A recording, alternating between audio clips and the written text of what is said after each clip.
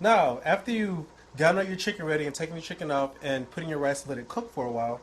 What you're gonna do is you have your chicken, some of it. So you're gonna peel off your chicken, the remaining of your chicken, in to the pot. Make sure you don't want to get no bones. You don't want to, choke anybody, or have somebody say, "Oh, he's a bad cook because he left bones."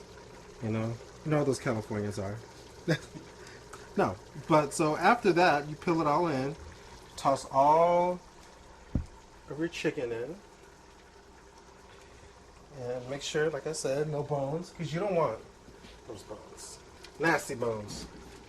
So once you get all that in, you're going to get your big spoon and stir it in.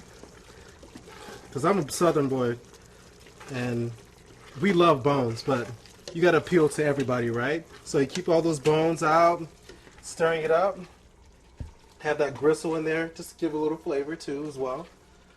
So this southern dish is almost a wrap.